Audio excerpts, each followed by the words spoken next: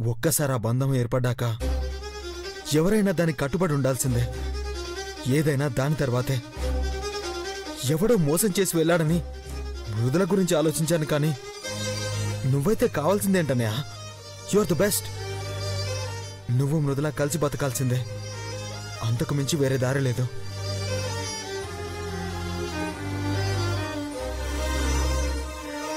ఈ నిజం తెలుసుకోవడానికే ఇంతకాలం పట్టిందిరా.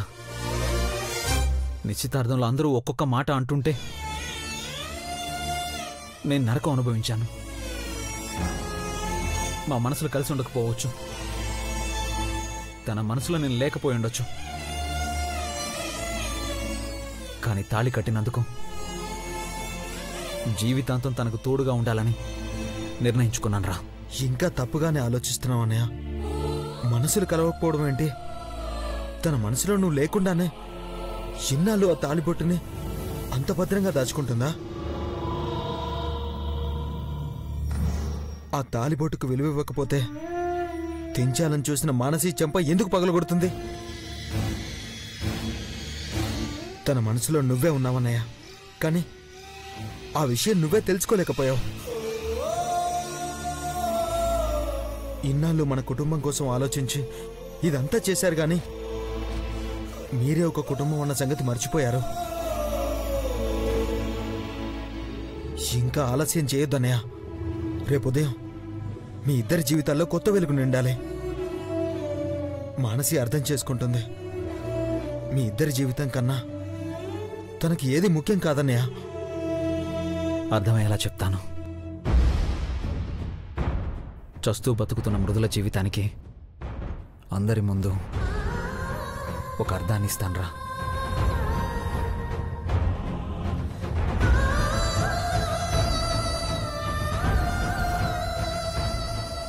అమ్మా,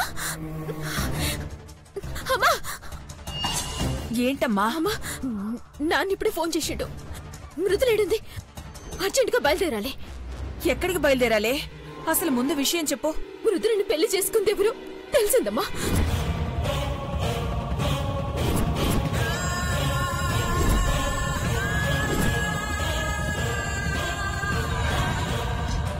తెలిసిపోయిందా? ఎవరి గురించి మాట్లాడుతున్నారు వీళ్ళు?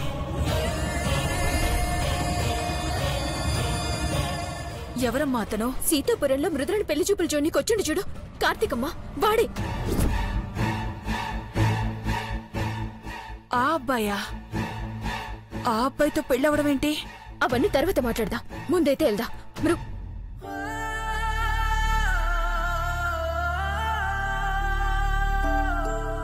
సరియా, చెప్పిందంతా ఇంది కదా, బయలుదేరమనా. వీడి మ్యాటర్ మధ్యలోకి ఎలా వచ్చింది? దీనికి పెళ్ళైంది మధు అన్నయ్యతో కదా. వాడితో నాకు పెళ్ళవడం ఏంటి? అసలు వాడి పేరు ఎవరు చెప్పారు? మళ్ళీ కొత్త సమస్య ఏంటి భగవంతుడా? జల్దీ సరియా, బయలుదేరాలి. మానసి, వద్దు మానసి, ఈ విషయాన్ని ఇంతటితో వదిలే. ఈ గొడవలు ఏం వద్దు, అసలు నా పెళ్లి గోలే వద్దు. గొడవలంటావేంటమ్మా?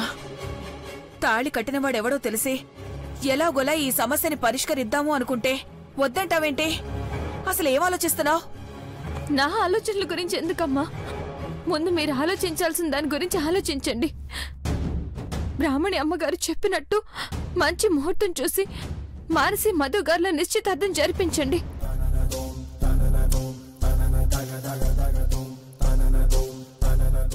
నాకు ఈ జీవితం చాలు. ఇక్కడే ఏదో ఒక పని చేసుకుంటూ పడుంటాను. నా కోసం ఎవరు ఏం ఆలోచించొద్దు. అసలేమనుకుంటున్నావే నువ్వు? నీ జీవితం బంగారంలా ఉండాలని మేమందరం ఆలోచిస్తుంటే పని చేసుకుంటూ ఓ మూలన పడుంటానంటావా? అంత కర్మే వచ్చిందే నీకు? ఎవరికోసమే త్యాగం చేస్తున్నావు? ఏంటి వసంత ఇది? ఎందుకిలా తయారవుతోంది ఇది? తాళి తీయమంటే తీయడం లేదు, వాడి దగ్గరికి వెళ్దామంటే రావడం లేదు. అసలేం జరుగుతోంది? ఏం చెప్తుందమ్మా? నిజం చెప్తే ఎక్కడ మీ కుటుంబం ముక్కలైపోతుందో, ఎక్కడ మీ కూతురు జీవితం అన్యాయం అయిపోతుందోనని నిజాన్ని గుండెల్లోనే దాచుకుని అవమానాలన్నీ భరిస్తోంది నా బిడ్డ. మాట్లాడకుండా కూతురు వైపు చూస్తావేంటి? నీకంతా తెలుసు కదా. ఇంత పిలిచినా రానంటోందంటే తాళి కట్టింది వాడు కాదు, అంతే కదా? అసలు కట్టింది ఎవరో చెప్తే ఏ గొడవ ఉండదు. సరియా, నాన్న కరెక్ట్ గా కనుక్కొని ఫోన్ చేస్తే ఆడు కాదు వేరెవరు అంటవింది. సోది డిస్కషన్స్ ఆపి బయలుదేరమను. ఇన్ని రోజులు నువ్వు చెప్పింది విన్నావు, నువ్వు చేసింది చూసాం మృదులా. ఇక నుంచి మేం చెప్పింది చెయ్యి. రా వెళ్దాం. ఆగమ్మా, వద్దమ్మా. అమ్మ ప్లీజ్ వద్దమ్మా. నువ్వు రావాల్సిందే. అమ్మ ప్లీజ్ అమ్మా, నీకు దండం పెడతాను. అమ్మ ప్లీజ్, నేను ఎవరి దగ్గరికి రాను. నన్ను ఎక్కడికి తీసుకెళ్ళదు. నువ్వు రావాల్సిందే. నాకే జీవితం వద్దు, ఏ పెళ్లి వద్దు, ఏ తోడు వద్దు. చచ్చే వరకు ఒంటరిగా ఉంటాను. వదిలేయండి నన్ను. పిచ్చి వాగుడు వాగితే పళ్ళు రాలగొడతాను. ఏమనుకుంటున్నావో?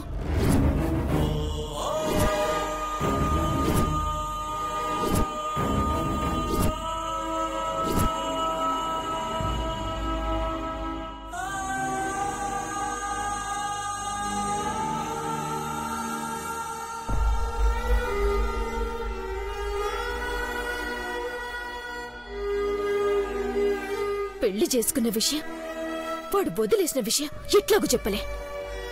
ఇప్పుడు ఆడి గురించి తెలిసి కింద మీద పడి ఎట్లాగో సక్కబెడదామనుకుంటే ఇట్లా మాట్లాడతావేందే? ఇంకా నీతో వాదించే ఓపిక నాకు లేదు. నోరు మూసుకొని బయలుదేరు. ఇప్పుడు వాడి దగ్గరికి వెళ్తే వాడేం గొడవ చేస్తాడు. వాడు కాదంటే మధు గారి తాళి కట్టారన్న సంగతి చెప్తాడు. భగవంతుడా, ఇప్పుడు ఏది దారి? పద రా. మానసి, మానసి.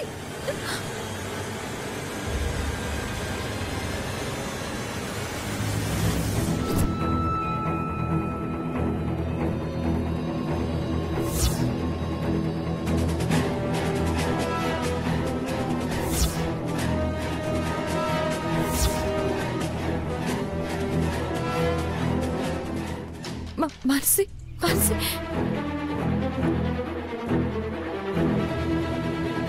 ఇదిగో బయలుదేరుతున్నాను రా.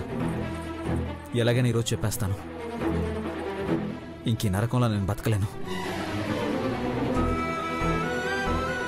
మానసి ఫోన్ చేస్తుంది, నేను తర్వాత చేస్తాను రా. బాయ్. చెప్పు మానసి. బావా, మృదులని పెళ్లి చేసుకుంది ఎవరో తెలిసిపోయింది.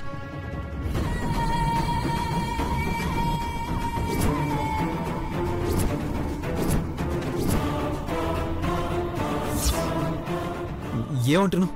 అదే బావా, ఆ రోజు సీతాపురంలో మృదులని పెళ్లి చూపులు చూడడానికి వచ్చిండు కదా కార్తీక్, వాడే. వాడా? వాడని ఎవరు చెప్పారు? నాన్న వీరస్వామిని పట్టుకొని 4 తగిలిస్తే చెప్పిండంట. పటన్ చెరువులో ఉన్నాడంట బావా. నాన్న కూడా ఆడనే ఉన్నాడంట. మేమందరం బయలుదేరుతున్నాం. నువ్వు కూడా అత్తకు తెలియకుండా రా బావా. అత్తకి తెలిస్తే గొడవ చేస్తుంది. ఉంటా బావా. మీరు మాత్రం త్వరగా రండి. మానసి, త్వరగా రా. మానసి, మానసి. ఉంటా మానసి.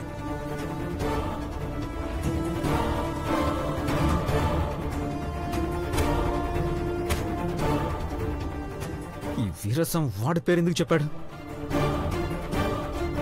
మళ్ళీ వాడు వీడు కలిసారా? ఇప్పుడు ఏం చేయాలి? గాడ్, మళ్ళీ కొత్త ప్రాబ్లం తీసుకొచ్చాడు.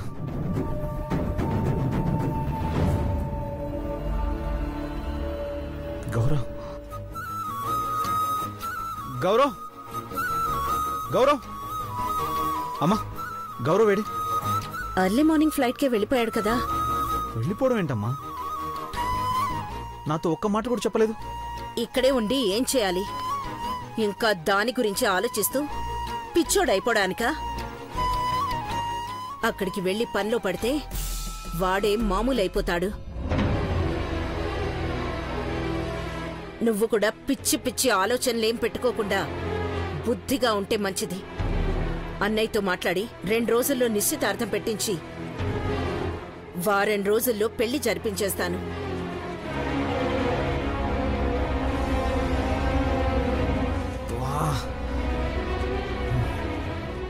మా ప్రాబ్లం ఎవరికి తెలియడం లేదు. ఎవరి ఆలోచనలో వాళ్ళు ఉన్నారు. అసలు గౌరవ్ ఎందుకు సడన్ గా వెళ్ళిపోవాలి?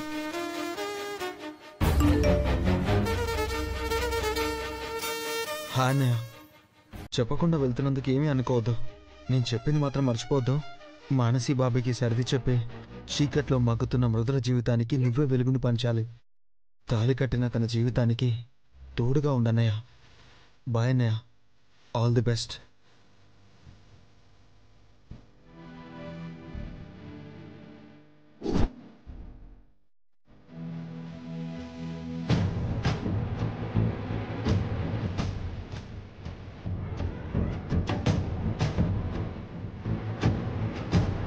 మానసి వాళ్ళ దగ్గరికి వెళ్ళడం కంటే ముందా వీరస్వామిని కలిసి ఏం జరిగిందో తెలుసుకోవాలి. అప్పుడు ఏం చేయాలో డిసైడ్ చేయొచ్చు.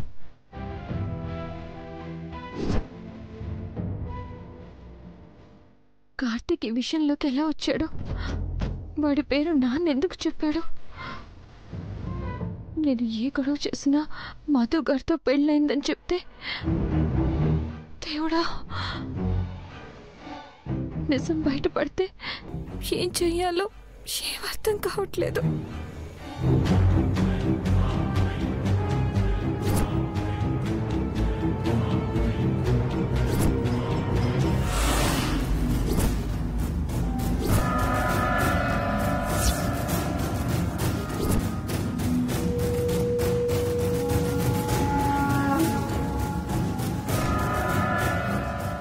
జైలైనా హాస్పిటల్ అయినా పైసలుంటే ఫెసిలిటీస్కి లోటే ఉండదు.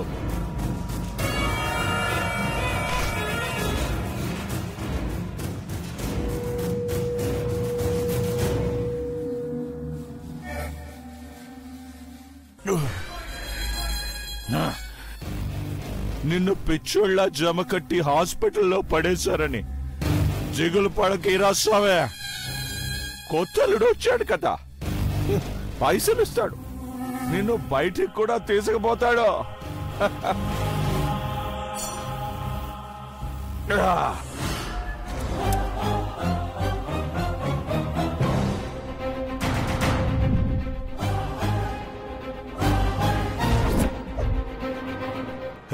అరుడు బాబు,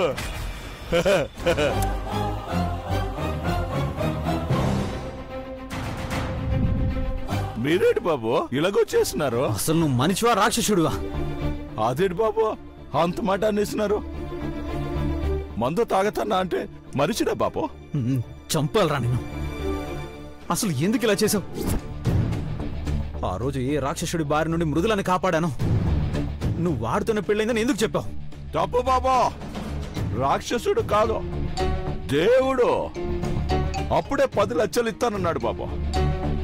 మీరొచ్చి మధ్యలో సెడగొట్టారు, 10 లక్షలు మిస్ అయిపోయింది. కానీ మహానుభావుడు మళ్ళీ వచ్చినాడు బాబా. నీ అళ్ళు నన్ను చెప్పు చాలు 50 లక్షలు ఇస్తానన్నాడు. ఈసారి ఛాన్స్ మిస్ చేసుకోలే, అల్లుడు బాబాని ఒప్పేసుకున్నాడు. నువ్వు నిజంగానే రాక్షసుడివిరా. ఈరోజు వీడు 50 లక్షలు ఇస్తానన్నాడని వీడే నీ అల్లుడు అంటున్నావు. రేపు ఇంకెవడైనా 1 కోటి రూపాయలు ఇస్తా అంటే ఆడినే అల్లుడు బాబా అంట, ఆడికే నా కూతుర్ని ఇస్తా.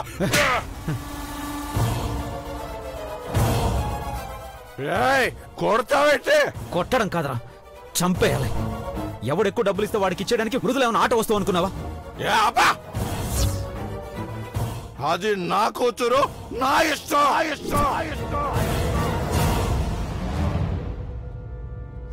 అమ్ముకుంటా, చంపుకుంటా, అడగడానికి నువ్వెవడా?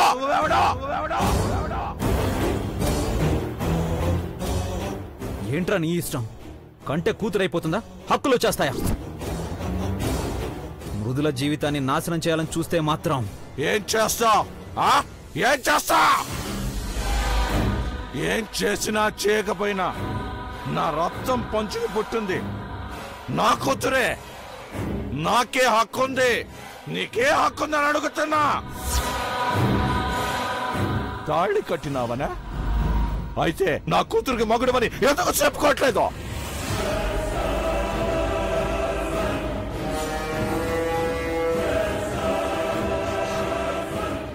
నా కూతురు మెడలో తాళి కట్టి కూడా ఇంకెవరితోనో పెళ్లి చేయాలని ఎందుకు చూస్తున్నావు?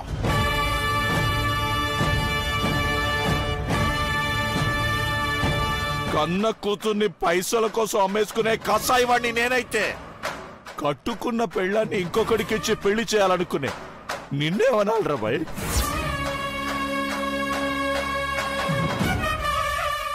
ఇంకా నాదన్నా న్యాయం ఉందిరా. 4 పైసలకి కక్కుర్తి పడినా పెళ్లి చేసి జీవితం ఇవ్వాలనుకుంటున్నా. కానీ నువ్వు తాళి కట్టి దాని గొంతు కోస్తున్నా.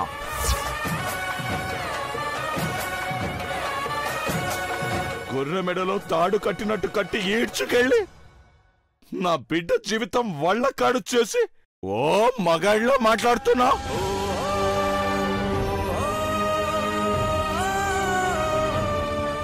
పైగా అన్యాయం చేస్తున్నానని నన్నే అడుగుతున్నావు. సిగ్గులేదు? నీదొక బతుకు, నువ్వొక మనిషివి.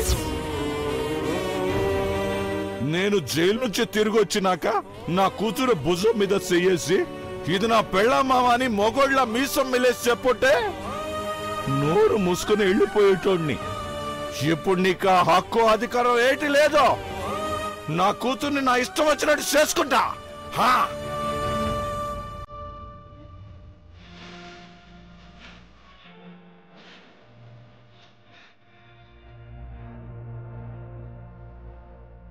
మృదుల నేను ప్రాణంగా ప్రేమిస్తున్నాను.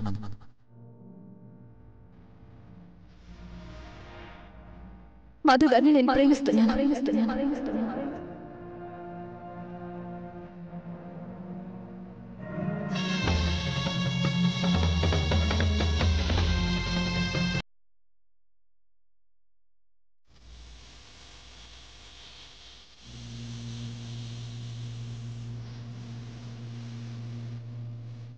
నేను రాక్షసుణ్ణి. నీకు జీవితం ఇస్తానని నీ మెళ్ళో తాళి కట్టి నీ గొంతు కోయాలని చూశాను మృదుల. ఆ తాళి తీసే అని ప్రతి క్షణం నరకం చూపించాను. మనిద్దరిది ఒక్కటే జీవితం అన్న సంగతి మర్చిపోయి నిన్ను నా నుంచి వేరు చేయాలని చూశాను. తెలుసుకున్నాను మృదుల, నేను చేస్తున్నది ఎంత పెద్ద తప్పు నేను తెలుసుకున్నాను.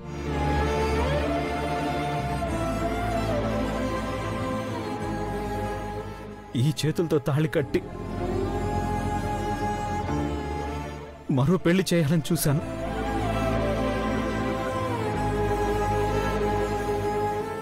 లేదు మృదుల, నీ స్థానం నా కాళ్ళ దగ్గర కాదు. భార్యగా నాలో సగం, భర్తగా నీకు నేను జీవితాంతం తోడుగా ఉంటాను. వస్తున్నాను మృదుల.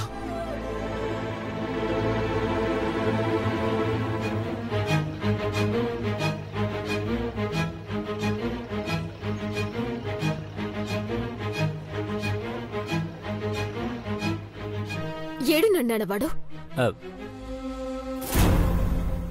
అదిగో వస్తున్నాడు.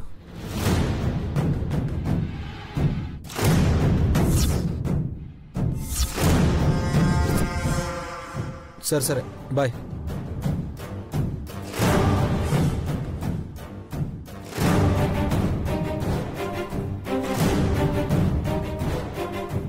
నమస్తే మావయ్య గారు.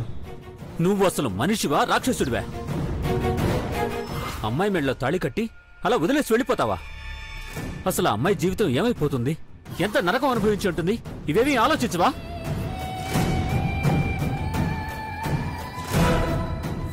అయినా ఆ రోజు పెళ్లి చూపుల్లో మా అమ్మాయి వద్దని మీరే వెళ్ళిపోయారు కదయ్యా. అప్పుడే చెప్పుంటే మేమే పెళ్లి చేసేవాళ్ళం కదా. దొంగతనంగా పెళ్లి చేసుకొని వదిలేసి ఎందుకిలా అమ్మాయి జీవితంతో ఆడుకుంటున్నావు?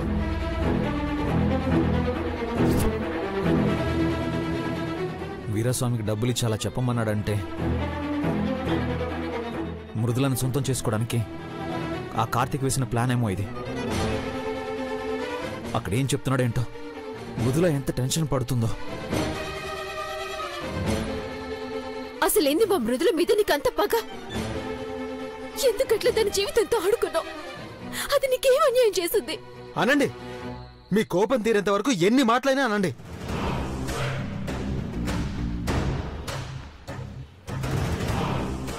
అసలు మాట్లాడడం కాదు, మృదులకి నేను చేసిన అన్యాయానికి నా ప్రాణాలు తీసినా పర్వాలేదు. నన్ను క్షమించండి మావయ్య గారు. హే ఏంటిది? హే లేవయ్యా, చేసిందంతా చేసి ఇప్పుడు క్షమించమని అడుగుతున్నావా? లే. నేనే తప్పు చేయలేదండి. ఆ రోజు పెళ్లి చూపుల్లో మృదులంటే ఇష్టమని చెప్పాను కదా. కానీ మా అక్క గొడవ చేసి తీసుకెళ్లిపోయింది. ఆయన మృదులను మర్చిపోలేక వాళ్ళ నాన్నగారిని బతిమలాడి నేను పెళ్లి చేసుకున్నాను.